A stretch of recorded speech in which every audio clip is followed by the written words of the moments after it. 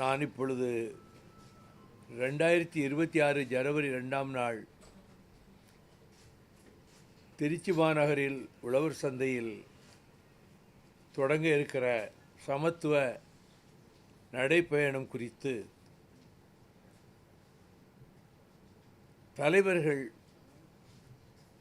கூட்டணி கட்சிகளினுடைய தலைவர்கள் யார் யார் எங்கே பங்கேற்கிறார்கள், எந்த தேதிகளிலே வாழ்த்துகிறார்கள் என்ற விவரங்களை உங்கள் மூலமாக நாட்டு மக்களுக்கு செய்தி ஏடுகளிலே, உங்களுடைய தொலைக்காட்சிகளிலே வந்தால் ஆங்காங்கு அவர்கள் ஆவதற்கு வாய்ப்பாக இருக்கும் என்று கருதித்தான் நான் இந்த சந்திப்புக்கு அழைப்பு விடுத்தேன். இது எனது 10வது நடைப்பயணம். இந்த நடைப்பயணங்களால் என்ன பலன் என்று கேட்டால், மிகப்பெரிய விழிப்புணர்வு மக்களிடம் வந்தது. முதலாவது நடைப்பயணம் பிரிக்கப்படாத நெல்லை மாவட்டத்தில் 108 வைணவ தலங்களில் ஒன்றான தென்திருப்பேரையில் கோடிக்கணக்கான ரூபாய் மதிப்புள்ள தங்கம், வைரம் உள்ளிட்ட நகைகள் கொள்ளையடிக்கப்பட்டு விட்டன என்று கேள்வியுற்ற மாத்திரத்தில் நான் அங்கு போனேன். தென்திருப்பேரையில் கோயில் வாசலுக்கு எதிரே 108 பிராமண குடும்பங்கள் வாழ்கின்றன. அந்த குடும்பங்களைச் சேர்ந்த தாய்மார்களும் சகோதரிகளும் பெரியவர்களும் தங்கள் வீட்டிலே ஒரு பொருளோ நகையோ காணாமல் போனால் எவ்வளோ வருத்தப்படுவார்களோ அவ்வளோ வருத்தப்பட்டார்கள். எப்படியாவது இந்த கள்வர்களை பிடித்து அவர்களை தண்டித்து நகையை மகர நடும் குளிக்காதற்கே கொண்டு வந்து சேர்க்க வேண்டும் என்றார்கள். அப்பொழுது இடைத்தேர்தல் நேரம் திராவிட முன்னேற்றக் கழகத்தின் சார்பில் வழக்கறிஞர் ஏஎல் சுப்பிரமணியம் போட்டியிட்டார்.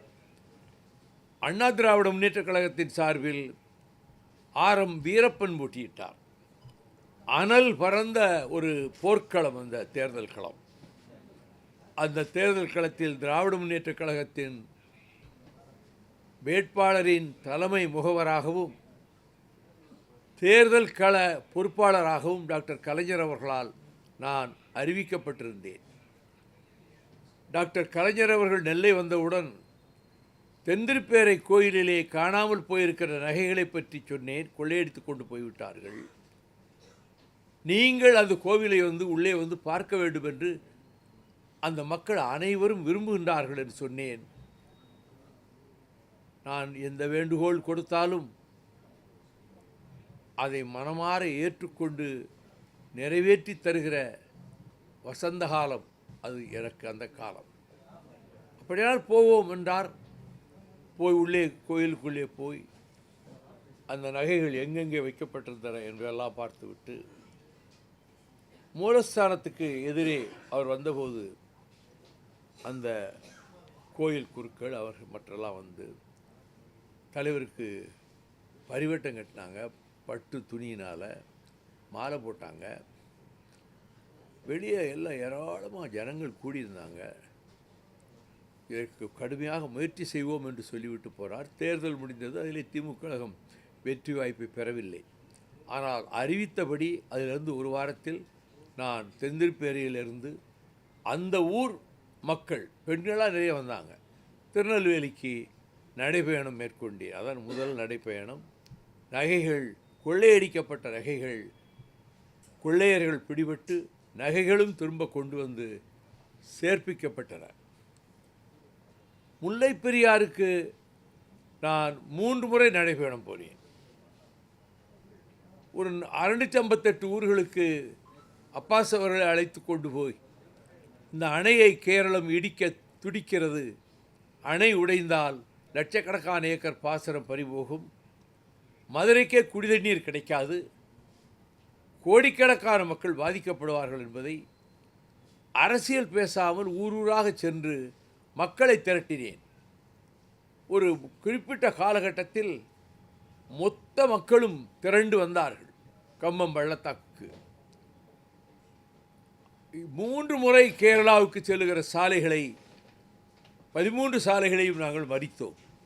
கோவை வழியாக செல்லுகிற சாலைகள், செங்கோட்டை வழியாக செல்லுகிற சாலைகள், கூடலூர் வழியாக செல்கிற சாலைகள் கேரளம் ஸ்தம்பித்தது என்று பத்திரிகைகள் எழுதின.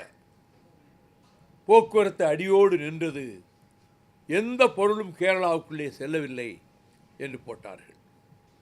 ஒரு பக்கத்திலே நீதிமன்றத்திலே வழக்கறிஞர்கள் போராடி கொண்டிருந்தார்கள்.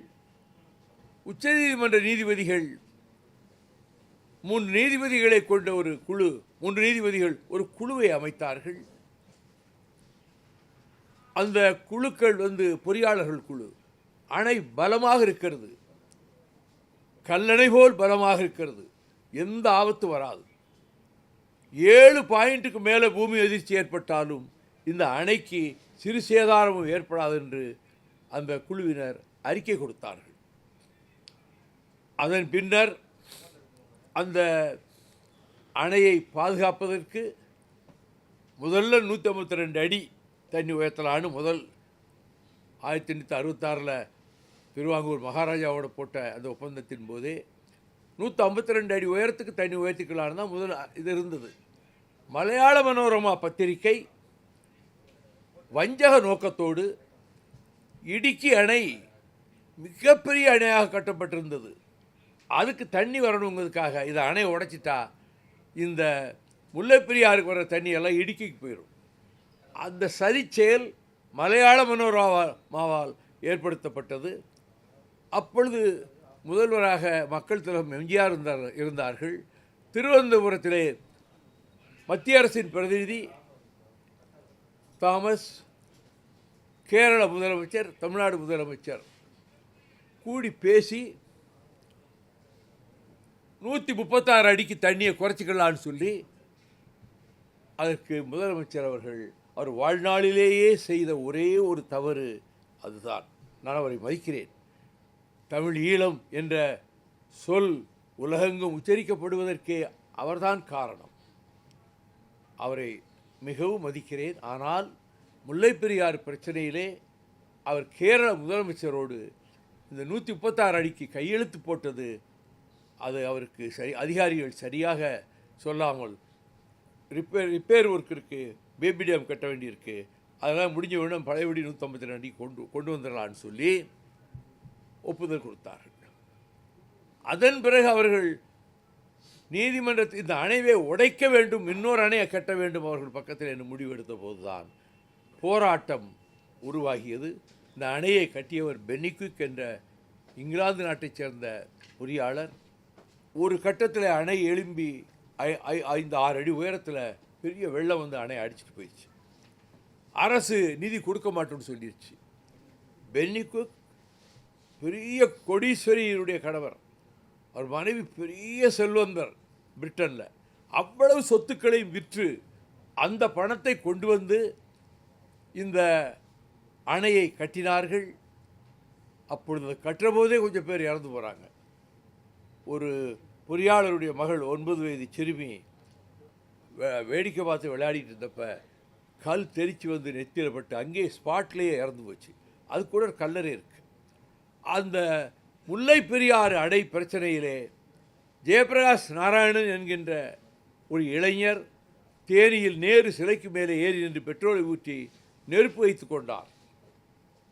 உடனே கொண்டு போய் அவரை மதுரை அப்போலோ ஆஸ்பத்திரியில் ஒட்டி சேர்த்தோம்.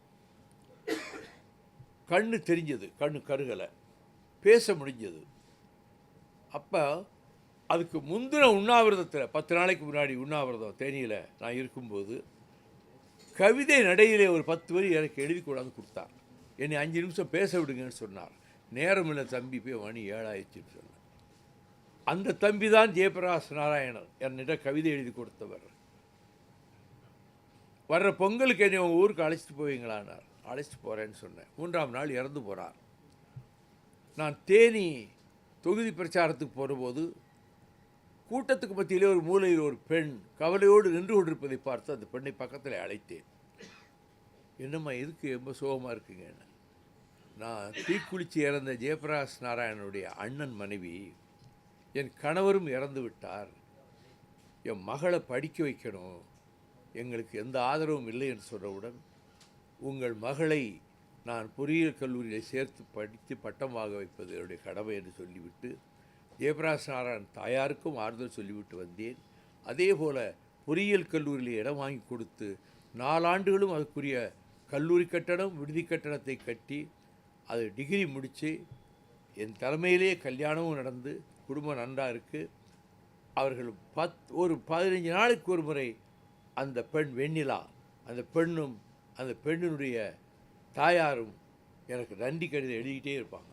ஆக நடைபயணத்தால் முல்லை பெரியாரை பாதுகாக்க முடிந்தது. நியூட்ரினோவிலே மேதா பட்கர் உள்ளிட்டவர்களை அழைத்து கொண்டு வந்து பூவுலக நண்பர்கள் சுந்தரராஜன், மறைந்து போன பொதுவுடைமை தோழர் கம்யூனிஸ்ட் கட்சிக்கு விளையிட்டார் லெனின் தஞ்சை மாவட்டத்தில், அவர் ஈரோடு பொன்னையன், இவர்களை எல்லாம் கொண்டு ஒரு குழு அமைச்சு ஊர் ஊராக போய் இந்த நியூட்ரினோவை எதிர்த்து பிரச்சாரம் செய்ததோடு பிரதமர் என்னுடைய கனவு திட்டம்னு அறிவிச்சிட்டார் 2015 நியூட்ரினோ அமெரிக்காவோடு ஒரு ஒப்பந்தம். மீண்டும் ஒரு முறை நடைபயணம் நான் மேற்கொண்ட போது இன்றைய முதலமைச்சர் மாண்புமிகு தளபதி ஸ்டாலின் அவர்கள் புலி வில் கயல் கொடியை என் கையில் கொடுத்து நாங்கள் அந்த நடைபயணத்தை தொடங்கினோம். அப்பொழுதுதான் சிவகாசி ரவி என்ற எங்கள் இளைஞரணி துணை வேட்பாளர் பெட்ரோலை உடம்பெல்லாம் ஊற்றி நெருப்பு வைத்துக்கொண்டு மேடைக்கு எதிரேயே தீக்குளித்தார். அவரும் உயிரோடு போராடி கொண்டிருந்த போது போய் அவர் மனைவி மக்களை பக்கத்தில் வச்சுக்கிட்டு ஏன் இவ்வளோ தப்பான காரியம் பண்ணீங்கன்னு சொன்னப்போ, நீங்கள் எவ்வளோ பாடுபடுறீங்க, நடைபயணம் போகிறீங்க, தமிழ்நாட்டு வாழ்வாதாரங்களை காப்பாற்றுறதுக்காகவே செய்கிறீங்க, அது மக்கள்கிட்ட கொண்டு போய் சேர்றதில்ல, செய்திகள் வர்றதில்லை, ஆனால் உங்களை தப்பாக பதிவு போடுறாங்க.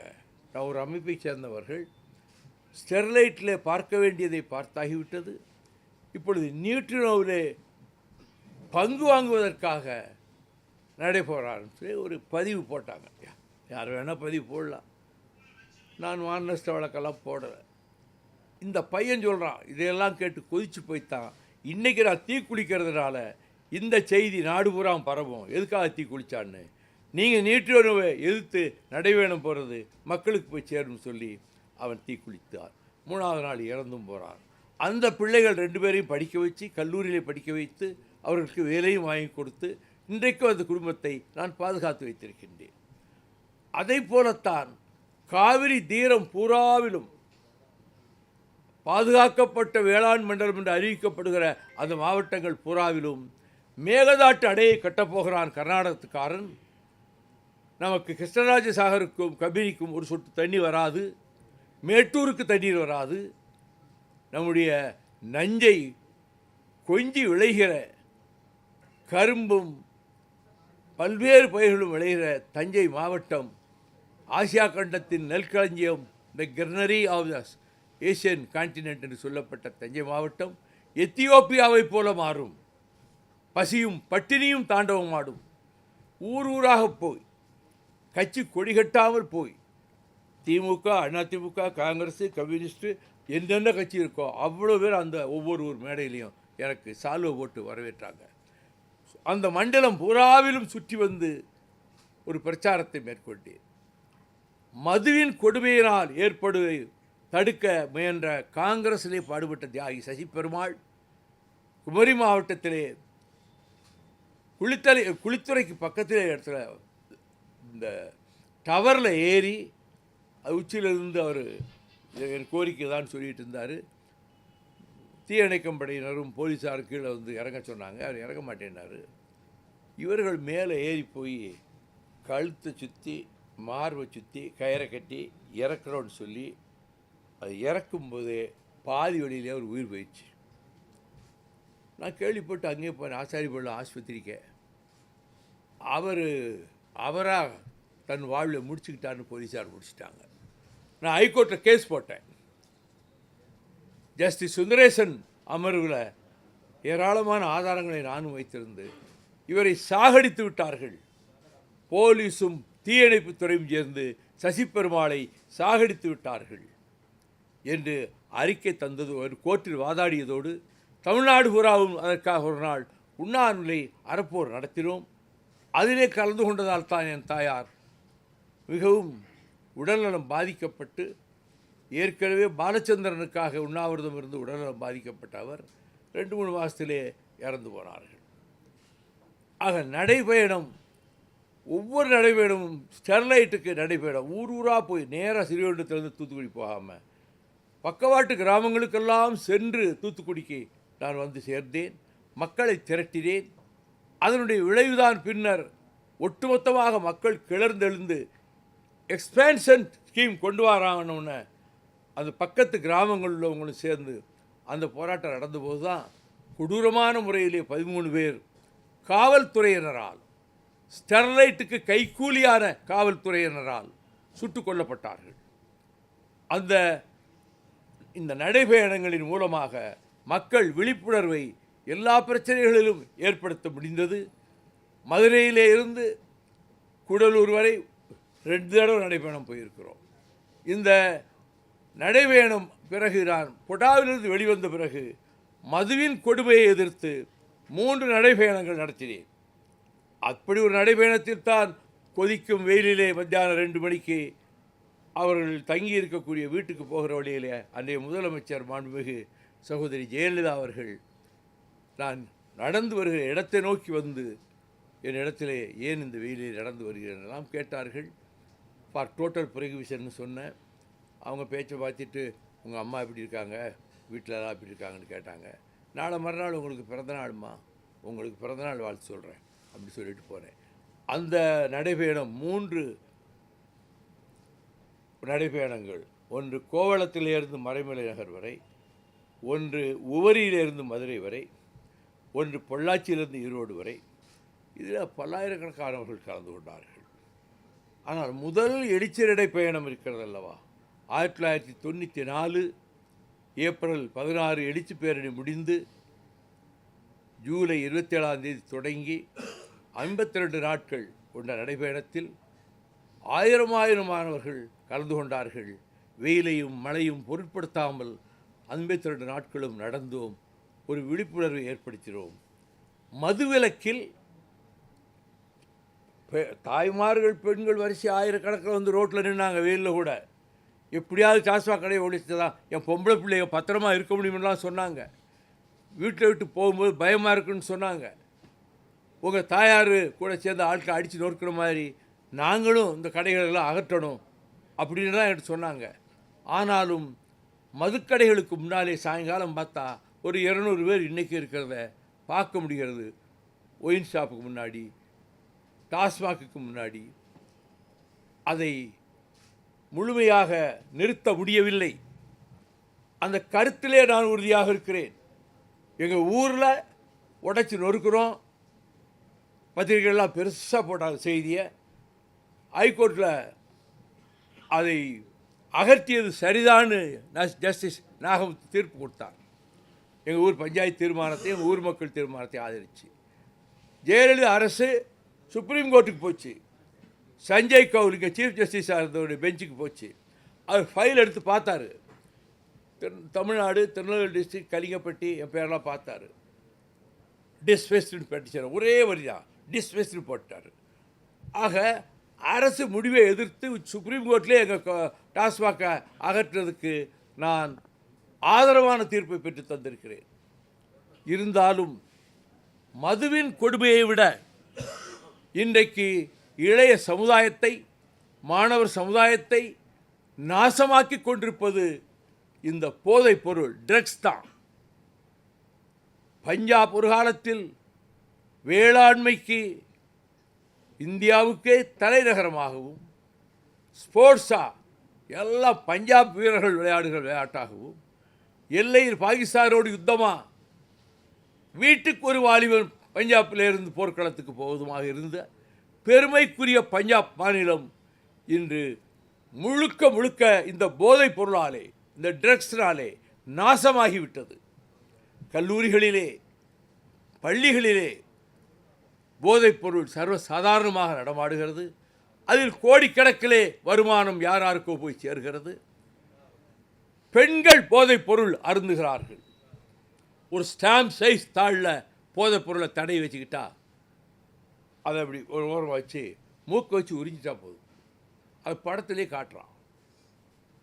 வாடை அடிக்காது. போதைப் பொருள் சாப்பிட்டவனு கண்டுபிடிக்க முடியாது. அவன் நடவடிக்கையில் தான் தெரியும்.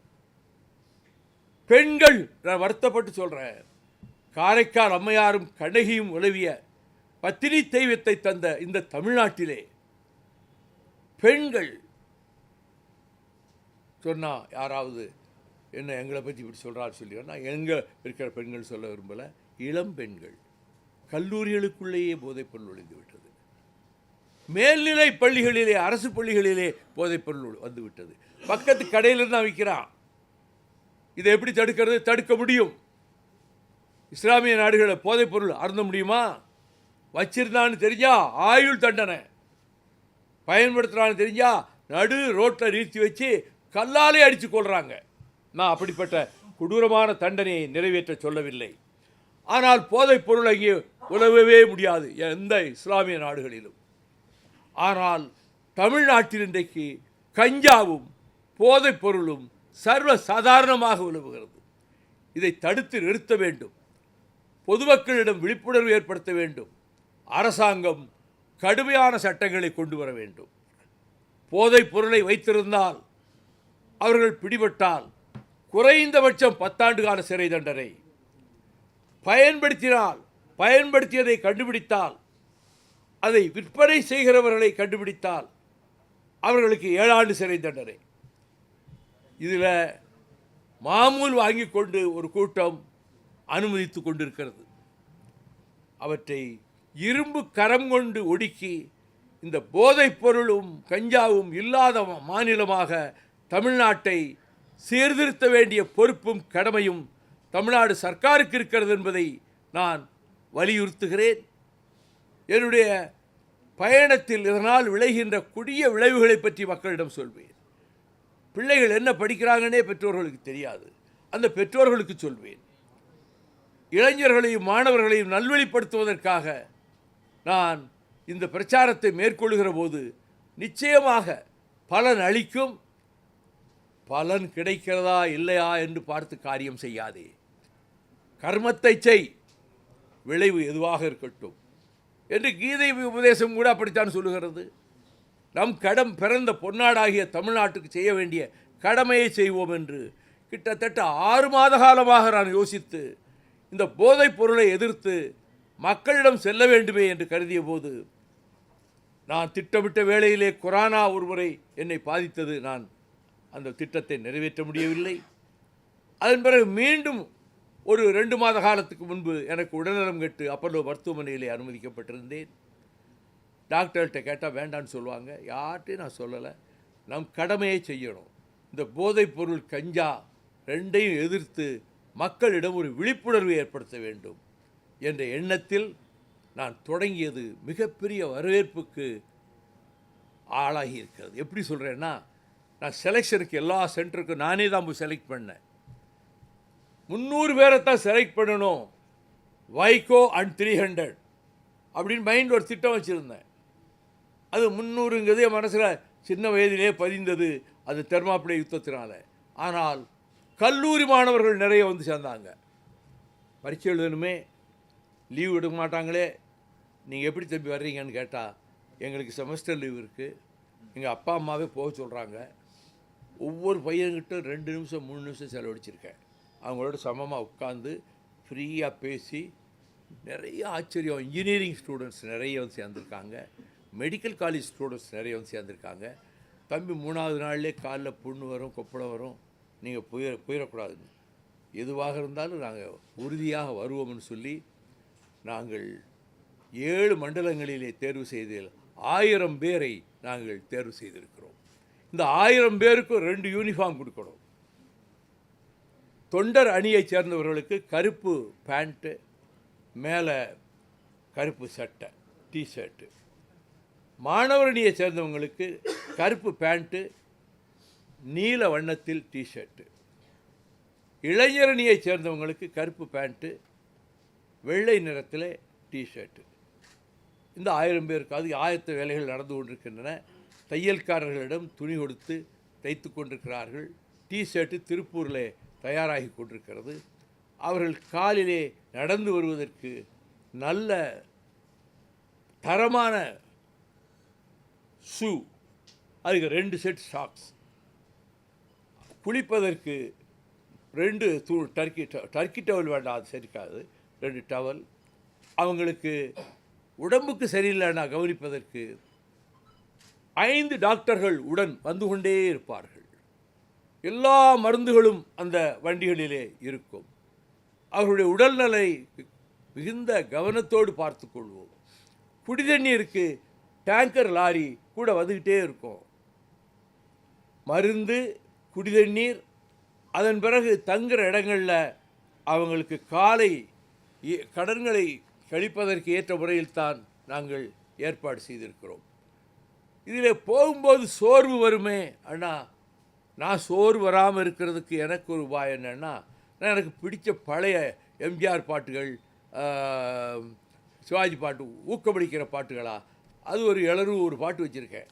அதில் ஒரு 40 செலக்ட் பண்ணி போட்டிருக்கேன். அது பாடிக்கிட்டே இருக்கும். அதை கேட்டுக்கிட்டே நடக்கும்போது தெரியாது. உழைப்பை பெறுவதிலாகிற அந்த ஒரு பாட்டு இருக்கு பாருங்கள், 1000 தடவை கேட்டிருப்பேன், நாடோடி மன்னன் பாட்டு. அதே போல் எங்கள் திராவிட பொன்னாடே, வீரர்கள் வாழும் திராவிட நாட்டை வென்றவர் கிடையாது, இப்படி மாதிரியான பாட்டுகள், அது மாதிரி நிறைய அது பாட்டுக்கள் ஒரு பக்கம் பாடிக்கிட்டே இருக்கும். ராத்திரி ஆன உடனே, சாப்பிட்டு பிடிச்ச உடனே ஒரு திரைப்படம் மோட்டிவேட் பண்ணுறதுக்கு அவங்கள, தெர்மாப்பிளை யுத்தத்தை விவரிக்கிற 300 அந்த படத்தை ஒரு நாளைக்கு போடுவேன். மறுநாள் வீரபாண்டிய கட்டபொம்மனை போடுவேன். அதற்கு மறுநாள் மம்முட்டி நடித்த பழசிராஜா படத்தை போடுவேன். அதற்கு மறுநாள் எம்ஜிஆர் நடித்த நாடோடி மன்னன் படத்தை போடுவேன். அதற்கு பிறகு அவருக்கு தாய்க்கு பிந்தார படத்தை ஒரு நாளைக்கு போடுவேன்.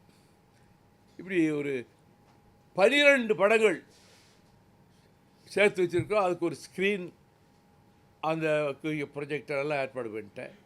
ராத்திரி ஆனவுடனே ரொம்ப தூக்கம் வந்தால் போய் தூங்கட்டும், நான் முழிச்சுக்கிட்டு தான் இருப்பேன். அது ஆங்கில படம் வரும்போது அவங்களுக்கு புரியலைன்னா கொஞ்சம் கதையை முதலே சொன்னால் அவங்களுக்கு புரியும். அது ஏற்பாடு பண்ணுவோம். ஆக பயனுள்ளதாக கூட்டங்கள் நடத்துவோம்.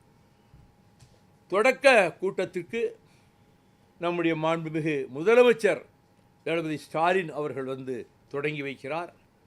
காங்கிரஸ் கட்சியினுடைய தமிழ் மாநில தலைவர் செல்வ பெருந்தகை, விடுதலை சிறுத்தைகளின் நிறுவன தலைவர் சகோதரர் தொல் திருமாவளவன், உலகநாயகன் கமலஹாசன், இந்திய யூனியன் முஸ்லீம் லீக் கட்சியினுடைய தலைவர் பேராசிரியர் கோதர் மைதீன் தொடக்க நாளில் அவங்க திருச்சியில் அனுப்பி வைப்பாங்க. அதுக்கு பிறகு ஒரு 3 சென்டர் இருக்குது. அந்த 3 சென்டருக்கு யார் யார் வந்து பேச போகிறாங்க, அதான் இது லேட் ஆகிடுச்சு, டைப் அடிச்சுக்கிட்டு இருக்காங்க. கடைசி நிறைவு நிகழ்ச்சி மதுரையில். அதுக்கு கவிப்பேரரசர் வைரமுத்து அவர்களும் புரட்சி தமிழர் தன்மான நடிகர் சத்யராஜ் அவர்களும் வருவதாக ஒப்புக்கொண்டிருக்கிறார்கள். இந்த பயண திட்டத்தை நாங்கள் அதுக்கு ஒருங்கிணைப்பாளராக வடசென்னை மாவட்ட செயலாளர் ஜீவன், அவர் தான் தொண்டர்படை ஆரம்ப காலத்திலிருந்து வார்ப்பித்தவர், அவரும் மாநில தொண்டரணி செயலாளர் தம்பி பாஸ்கர சேதுபதியும் அவங்க அந்த அணிவகுப்பை மொத்தமாக கவனிச்சுக்கிடுவாங்க. இதற்கு ஒவ்வொரு நாளும் எங்கள் மாவட்ட செயலாளர்களுக்கு இப்போ தான் ஒரு பெரிய மாநாடு நடத்துகிறோம் திருச்சியில், பெரிய சுமை தான் இருந்தாலும் மகிழ்ச்சியாக ஏற்றுக்கிட்டு நாங்கள் ஒரு நேரம் சாப்பாடு போட்டுடுறோம் எங்கள் மாவட்டத்திலேருந்து வந்து, அப்படி ஒவ்வொரு மாவட்டத்திலும் சொல்கிறாங்க. நாங்கள் அதுக்கு அவர்கள் எல்லோரும் சேர்ந்து செய்கிற உதவியினால் இது நல்ல முறையில் நடக்கும். தொடக்க காலத்திலே நான் 94 1200 கிலோமீட்டர் நடக்கிறப்ப ஊடக பலம் கிடையாது, ஊடகங்களும் கிடையாது, மக்கள்கிட்ட கொண்டு போய் சேர்க்க முடியலை. இப்போ ஊடகங்கள் இருக்கின்றன, தொலைக்காட்சிகள் இருக்கின்றன. அதன் மூலம் மக்களுக்கு இந்த பயணத்தின் நோக்கத்தையும் குறிக்கோளையும், இந்த பயணம் வெற்றி பெற வேண்டியதனுடைய அவசியத்தையும் சொல்வதற்கு தொலைக்காட்சி ஊடகங்கள் இருக்கின்றன, ஏடுகள் இருக்கின்றன. விருப்பு வெறுப்பின்றி அவர்கள் இது வைகோவுக்கு செய்கிற விளம்பரம் அல்ல,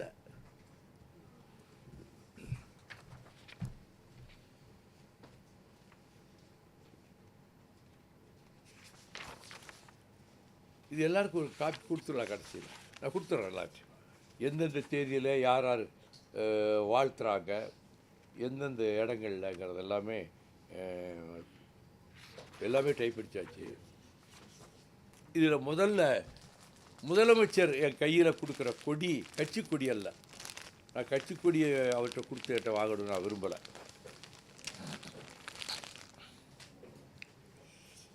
சமத்துவ நடைபயணம் என்று போட்டிருக்கிறதுனால எம்மதமும் சம்மதம் என்று சொல்லுகிற வகையில் மத வெறிக்கு இந்த நாடு ஆளாகிவிடக்கூடாது. அதை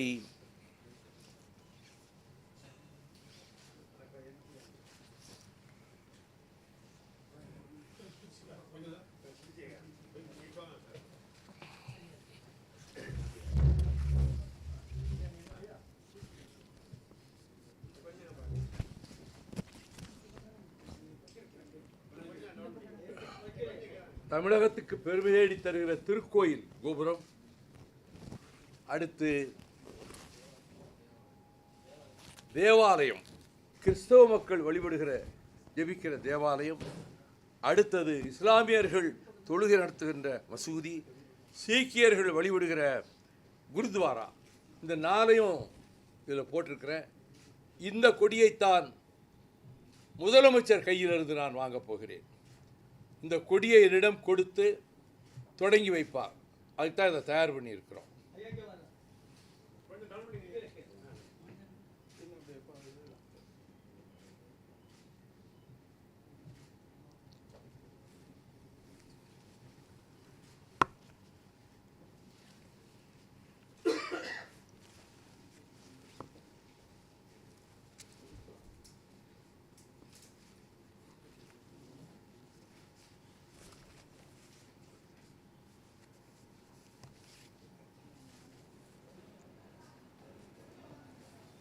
சாதிய மோதல்கள், மத மோதல்கள்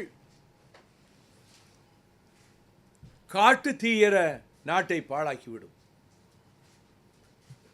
நான் இந்த சாதி மத வேறுபாடுகள் களையப்பட வேண்டும் என்றுதான் பொடா சிறையிலிருந்து வெளியே வந்தவுடன் நதிகள் இணைப்பை அதனுடைய அவசியத்தை வலியுறுத்தியும், விவசாயிகள் தங்கள் நிலங்களை விற்க வேண்டாம் என்று வற்புறுத்தியும், சாதி சண்டை கூடாது, மதச்சண்டை கூடாது என்பதை வலியுறுத்தியும் நான் நடைபயணம் மேற்கொண்டேன். எங்கள் ஊரில் தமிழ்நாட்டில் அவ்வளோ ஜாதி இருக்குது. இந்த 500 வருஷத்தில் ஒரு சாதி சண்டை வந்தது கிடையாது. கட்சிகள் இருக்குது, மற்ற கட்சிகள் இருக்குது, கொஞ்சம் பேர் இருக்காங்க. அவங்க முழு சுதந்திரத்தோடு அவங்க இயங்கிறதுக்கு நான் அவங்களே அரவணைச்சு போகிறவன் தான். எங்கள் ஊர் ஒரு முன்மாதிரி கிராமம் என்று அகில இந்தியாவில் அங்கீகரிக்கப்பட்டது 15 வருஷத்துக்கு முன்னாடி. சாதி மத மோதல் இல்லாமல் ஒரு சகோதரத்துவம் தழைக்கின்ற ஊர் என்று மாடல் வில்லேஜ்னு எங்கள் கலிங்கப்பட்டி கிராமத்தை அகில இந்திய அளவிலே தேர்ந்தெடுத்து விருது கொடுத்தார்கள். இப்பொழுது கூட தமிழ்நாடு அரசு எல்லா பஞ்சாயத்தையும் போய் பார்த்துட்டு வந்திருக்கு, எங்கள் பஞ்சாயத்தையும் போய் பார்த்துருக்கு. போன அதிகாரிகள் என்கிட்ட சொன்னாங்க, பிறந்த ஊருக்கு இவ்வளவு சிறப்பு எந்த தலைவரும் செஞ்சது கிடையாதுங்க. இந்த ஊருக்கு அவ்வளோ தேவைகளும் நீங்கள் நிறைவேற்றி கொடுத்துருக்கீங்க. இந்த ஊர் சுடுகாட்டை போய் காட்டினாங்க. எல்லோருக்கும் ஒரே இடம்தான், சமரசம் உலாவும் இடமேன்னு சீர்காழி பாடினாரே, ஆண்டியும் இங்கே அரசனும் இங்கேன்னு. எங்கள் ஊர் சுடுகாடு தான் அதுக்கு பொருத்தம். எல்லாருக்கும் ஒரே சுடுகாடு தான், எல்லா ஜாதி மக்களுக்கும் தனி ஒரே சுடுகாடு தான், ஒரே இடுகாடு தான். அது மாதிரி எங்கள் ஊர் பிஹெச்சியை நானே பல லட்சங்கள் செலவழித்து ஒரு சொந்த ஆஸ்பத்திரி மாதிரி அதை அவ்வளோ வசதிகள் செய்து கொடுத்துருக்குறேன் எங்கள் கிராமத்தில். ஆகவே எங்கள் கிராமத்தில் ஒரு முன்மாதிரியான கிராமமாக இருப்பதற்கு மாதத்தில் 4 நாளாக அங்கே போய் இருந்து அவங்களுக்கு செய்ய வேண்டிய உதவிகளை நான் செய்கிறேன். எங்கள் ஊர்லேருந்து 85 பேர் இன்ஜினியராக இருக்கிறான்.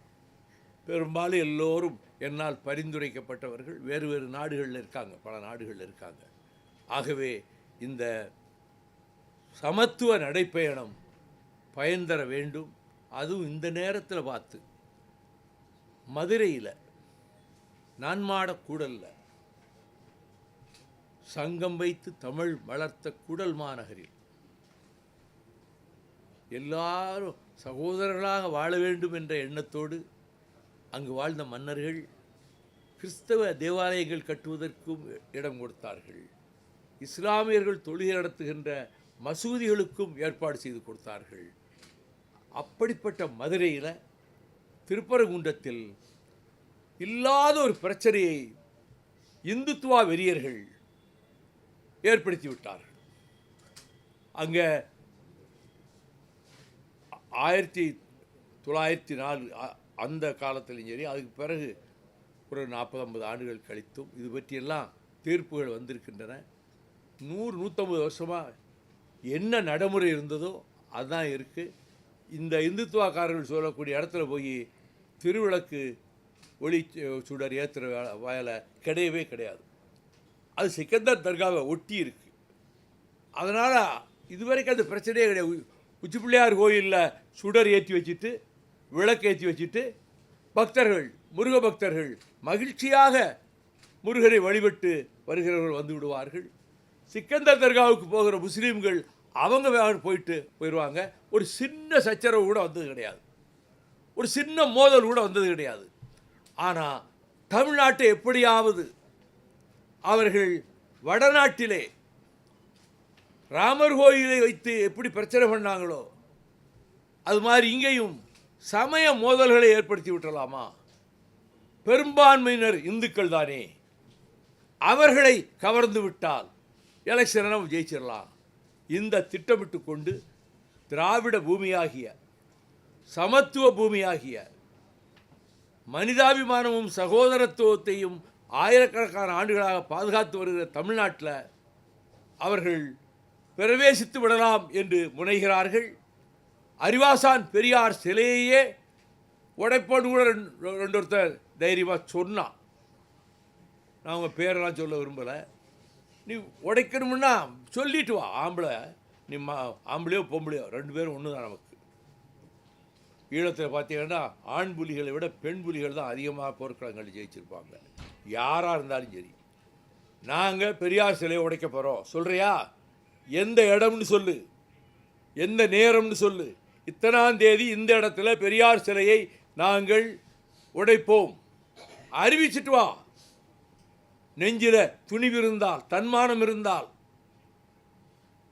போய் மேடையில் போய் கூட்டத்தை வச்சுக்கிட்டு அதில் பேசுறது, பிரஸ்ஸில் பேசுறது, அப்படி சொல்லிட்டு வா. அங்கே என்ன நடக்குதுன்னு பார்ப்போம். வைகோ அங்கே வந்து நிற்பான். பெரியார் சிலையை நோக்கி ஒரு கல் வருகிறதுனா கல்லை எதிர்கொண்டு தாங்குவோம். இல்லை கிட்ட வந்து சமட்டியால் அடிக்கணும்னு நினச்சா நெஞ்சிலே பாயும் எங்கள் ஈட்டி. அதை பகிரங்கமாக அறிவிச்சிருக்கிறேன். அதுக்கு தைரியம் இருந்தால் பெரியார் சிலையை இத்தனாம் தேதி இந்த இடத்தில் நாங்கள் உடைக்க வருகிறோம்னு அறிவித்து விட்டு வா. கோலத்தனமாக ராத்திரி அமாவாசை இருட்டில் போய் அது மேலே சாணியை ஊற்றுறது, துணியை போடுறதுங்கிற இந்த கேவலமான வேலையை செய்யாதுங்க. அது கொஞ்சம் பேர் செஞ்சிகிட்டு இருக்கிறான், அதை கொஞ்சம் பேர் பின்னாடி இருந்து ஊக்குவிச்சுக்கிட்டு இருக்கிறாங்க. தலைவர்கள போர்வையில் அவங்க பத்திரிகையாளர்களை அடிக்கடி சந்திக்கிறாங்க, மக்கள்கிட்ட வந்து பேசுகிறாங்க. இவ்வளவு சொல்கிறதுக்கு காரணம், இந்த பூமியில் ஒரு முறை தான் பிறக்க முடியும் மனிதன். மனிதனுக்கு மறுபிறவி கிடையாது, இறக்க நம்பிக்கையும் கிடையாது. பிறப்பது ஒரு முறை, மடிவதும் ஒரு முறை. நான் பிறந்தேன் இந்த பொன்னாட்டில், இந்த புண்ணிய பூமியாம் தமிழ்நாட்டில். உலகத்திற்கே முதல் மொழியாகிய தமிழ் மொழி பிறப்படுத்த தமிழ்நாட்டில். இந்த தமிழ்நாட்டுக்கு 18 வயதில் அரசியலுக்கு வந்த நான், தமிழ்நாட்டுக்கு நான் என்ன செய்தேன்? பிரதிபலனை எதிர்பார்க்கலை, ஓட்டை எதிர்பார்க்கலை. இவ்வளவு செஞ்சீங்க, அவங்களுக்கு ஓட்டு விழுந்துச்சாமாங்க.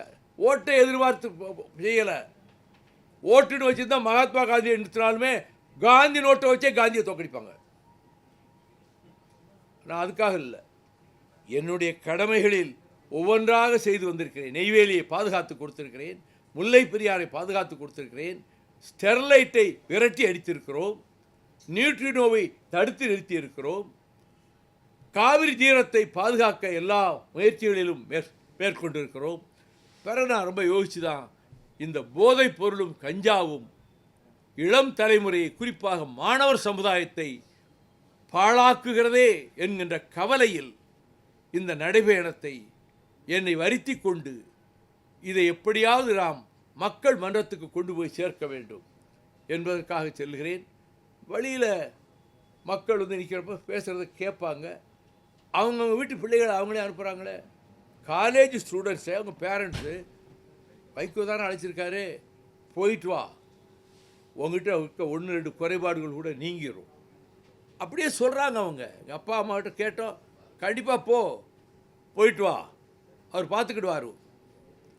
அந்த நம்பிக்கையை நான் ஊட்டி வைத்திருக்கிறேன் பெற்றோர்களிடத்தில். அவங்க எந்த கட்சியில் இருந்தாலும் சரி, பிள்ளைகளை என்னுடைய பயணத்துக்கு அனுப்பி வைக்க தாய்மார்களும் பெற்றோர்களும் ஆவலாக முன் வந்திருப்பதனால்தான் நான் இந்த பயணத்தை வெற்றிகரமாக நடத்துவதற்கு உங்களுடைய அன்பும் ஆதரவும், உங்கள் மூலமாக தொலைக்காட்சிகளினுடைய உரிமையாளர்களையும் செய்தித்தாட்களினுடைய உரிமையாளர்களையும் அதனுடைய ஆசிரியர்களையும் நான் உங்கள் மூலமாக அன்போடு கேட்டுக்கொள்கிறேன்.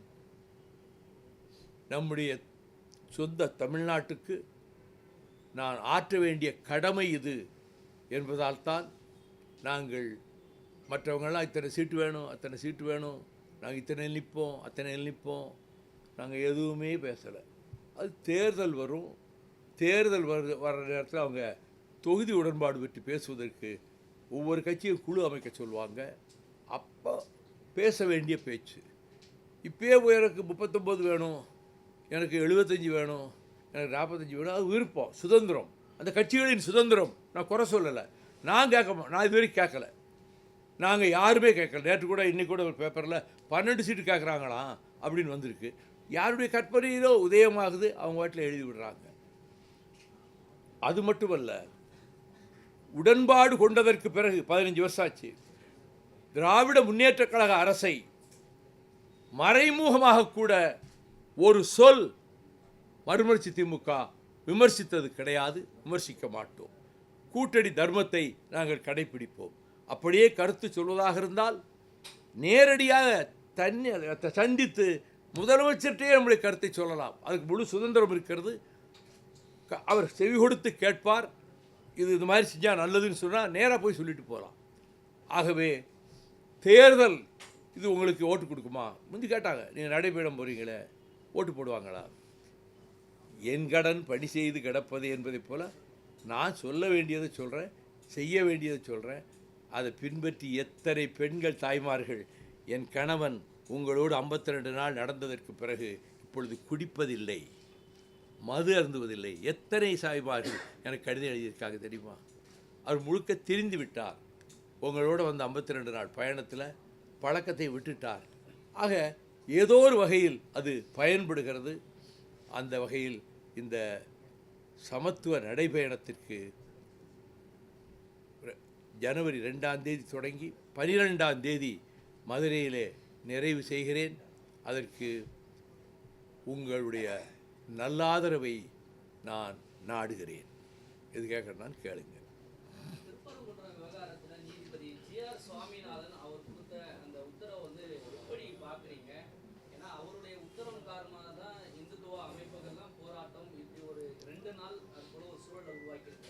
நீதிபதிகளை பற்றி விமர்சிக்கக்கூடாது என்ற ஒரு மரபு இருக்குது. அவர் நீதிபதி என்ன செய்யணும்னா, முதல்ல நீதிபதி பதவியை ராஜினாமா பண்ணிவிட்டு அவருடைய இந்துத்துவா மனதில் கொழுந்து விட்டு எரிகிற அந்த வெறித்தனத்தை அவர் அவங்களோட சேர்ந்துக்கிட்டு செய்யலாம். அந்த நீதிபதி நாற்காலியில் உட்கார்ந்துக்கிட்டு இதை செய்யக்கூடாது. இத்தனை வருஷமாக அங்கே ஒரு பிரச்சனை இல்லையே, முஸ்லீம்களுக்கும் இந்துக்களுக்கும் முருக பக்தர்களுக்கும் ஒரு பிரச்சனை கிடையாது. அவங்க சிக்கந்தர் துர்காவில் வந்து அவங்க தொழுதுட்டு போவாங்க, இவங்க உச்சிப்பிள்ளையார் கோயிலில் சுடரேற்றி வச்சுட்டு போவாங்க. இப்போ என்ன இந்த புதுசாக கொண்டு போய் நாங்கள் கல் தூணில் அதில் போய் விளக்க நாங்கள் பொருத்த போகிறோம்னு சொல்கிறது எதுக்காக? அப்போ தான் முருகனுக்கு முருக பக்திக்கு அடையாளம். அது நீதிபதி அது மட்டுமல்ல, இத்தனை மணிக்குள்ளே நீங்கள் அதை செய்யலைன்னா உங்களுக்கு எதிர் விளைவுகள் வரும்னு மிரட்டுறார். கோர்ட்டில் இருந்துட்டு மிரட்டுறார். அந்த நீதிபதி பெயரை நான் உச்சரிக்க விரும்பவில்லை. நீதிபதிகளை பற்றி சொன்னால் அதுக்கு ஒரு கேஸ் போடலாம். நான் கேஸுக்கு பயந்தவங்க கிடையாது, ஜெயிலுக்கு பயந்தவங்க கிடையாது. ஆனால் ஒரு நீதிபதி பெயரை நான் உச்சரிக்க வேண்டாம்னு நினைக்கிறேன். நான் மதுரை நீதிபதி, தான் தோன்றித்தனமாக, எதேச்சாதிகாரமாக அவர் மனதிலே இருக்கின்ற நஞ்சை, வெறுப்பை வெளியே கக்குவது போல இந்த தீர்ப்பை கொடுத்தார். அவர் இத்தனை மணிக்குள்ள குழி ஏற்றலைன்னா, விளக்கு ஏற்றலைன்னா அதற்கு பிறகு விபரீதமான விளைவு வரும்னு சொல்லி மிரட்டினார். சரி, அடுத்து 2 பேர் ஜட்ஜஸ் பெஞ்சுக்கு போச்சு. அவங்க அவருடைய தீர்ப்பையே ஆதரித்து பேசிட்டாங்க. இருந்தாலும் மெயின் பெட்டிஷன் மதுரையிலேயும் விசாரணைக்கு வருது. உச்சநீதிமன்றத்துக்கும் தமிழக அரசு சென்றிருக்கிறது. உச்சநீதிமன்றம் என்ன சொல்லும்னு எனக்கு தெரியாது. மொத்தத்தில் நீதித்துறையிலும் மதவாத வெறி ஆங்காங்கு மேலோங்கி வருவதை எண்ணி நான் மிகவும் கவலைப்படுகிறேன்.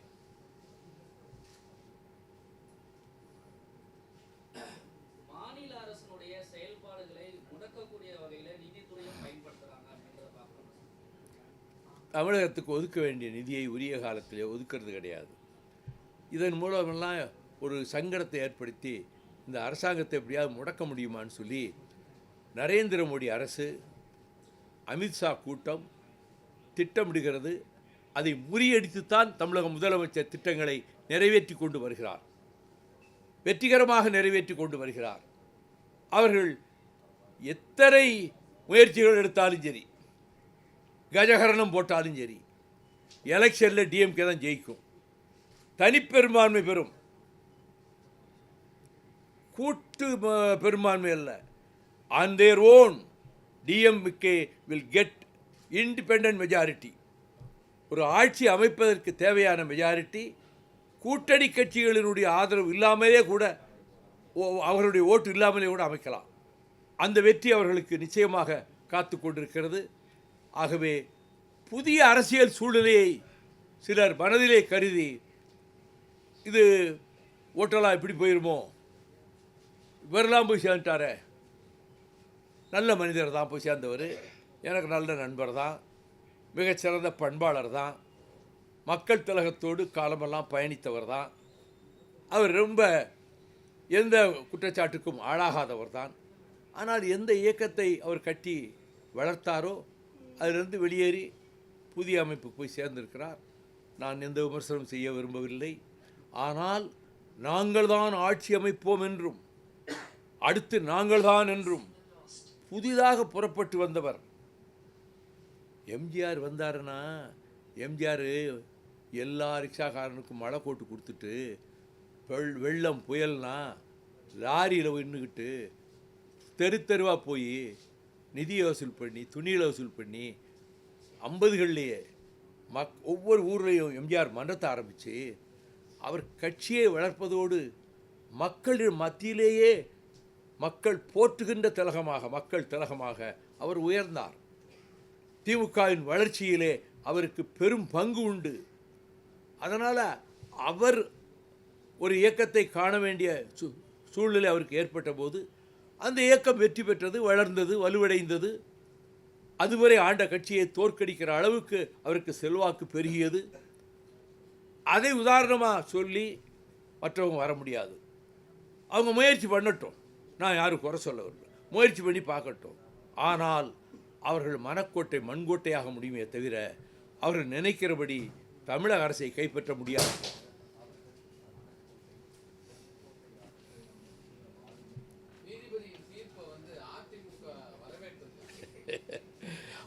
திமுகவுக்கு எதிராக என்ன சொல்லணுமோ அது எல்லாம் அதிமுக. அங்கே ஜெயக்குமார்கள் இருக்கிறார்கள், இன்னொருத்தர் மதுரைக்காரர் வந்திருக்காரு, செல்லூர் ராஜு, அவர் வேற விஞ்ஞானி இல்லை, அவர் உதயகுமார். அவங்க பதிலுக்கு பதில் ஏதாவது சொல்லிடுவாங்க.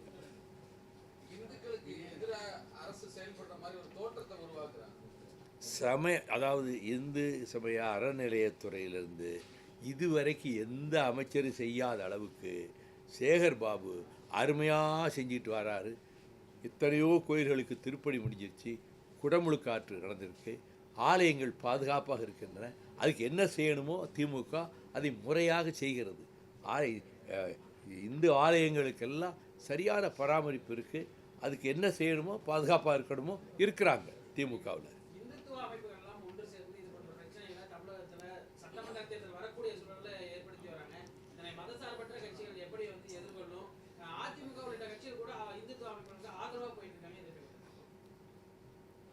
அதாவது புலிக்கு பயந்தவன என் மேலே படுத்துக்கான்னு சொல்லி ஒரு பழமொழி இருக்குது. அது மாதிரி இப்போ இவங்க வந்து இந்துத்துவா சக்திகள், அதிமுக யார் யாரோட கூட்டு சேர போகிறான்னு ஒருத்தருக்கு தெரியாது. புதிய கட்சி எல்லாம் ஒன்று சேர்ந்து போராடி திமுக எதிர்த்திடலாமா வீழ்த்திடலாமான்னு நினைக்கிறாங்க.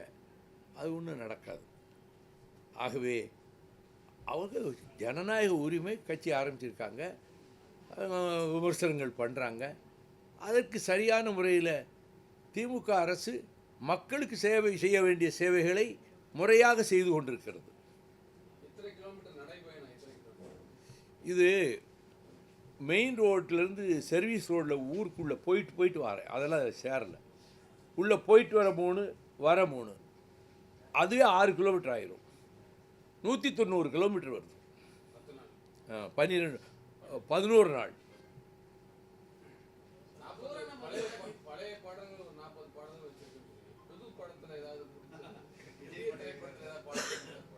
நெஞ்சை ஈர்க்கிற அளவுக்கு, கவர்கிற அளவுக்கு பாடல்கள் வல்ல. பூரா கர்ண கடூரமான இசைக்கருவிகளினுடைய ஓசை தான் கேட்குது, சொற்களே கேட்கறது இல்லை. பழைய பாட்டுகளை கேளுங்க, இசையும் இருக்கும் கருத்தும் இருக்கும். அந்த பாடல் வரிகள் கணீர் கணீர் கணீர் என்று செவியிலே ஒலிக்கும்.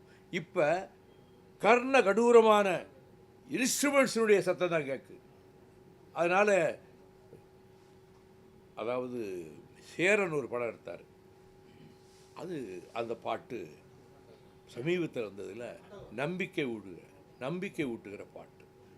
அவர் கண் தெரியாத அந்த இசை வாசிக்கிறவருக்கு, ஆனால் அந்த பாட்டு ரொம்ப மனதுக்கு தெம்ப கொடுக்குற பாட்டு. அப்படி பாட்டுகள்லாம் போடலாம், அதெல்லாம் நான் சேர்த்துருக்கேன். இந்த 40 அந்த பாட்டெலாம் இருக்குது. படங்கள் 12 படம் செலக்ட் பண்ணி வச்சுருக்கேன். 11 படங்கள் போடுறதுக்கு 11 படம் போட முடியாது. முதல் நாள் கடைசியத்தா 11 படங்கள் 12 படங்கள் செலக்ட் பண்ணி வச்சுருக்கேன். ஸ்க்ரீனில் வச்சு போடுவேன். அதை தூக்கம் வந்தால் தூங்கட்டும்.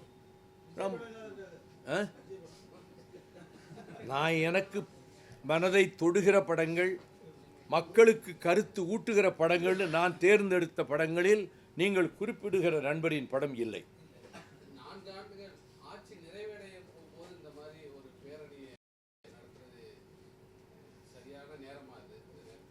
எனக்கு உடம்புக்கு முடியாமல் போகும் நான் கண்டனா? நான் 6 மாதமாக எனக்கு உடம்பு சரியில்லை.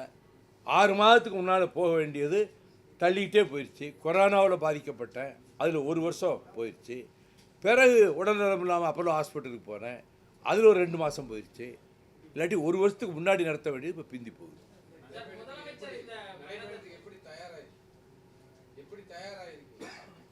காலையில் எழுந்திரிச்சு 1.5 மணி நேரம் நடக்கிறேன். அது ஒரு 1.5 மணி நேரம் நடக்கிறத 3 மணி நேரம் ஆக்கணும். அது ஒரு 4-5 நாள் தொடர்ந்து நடந்துட்டா காலில் கொப்பளை வராது, அது பயிற்சி ஆகிடும். நடந்துருவேன். வில் பவர் இருக்குது, உருண்டுக்கிட்டு போயாவது மதுரை சேர்ந்துருவே தவிர என் பயணம் நிற்காது.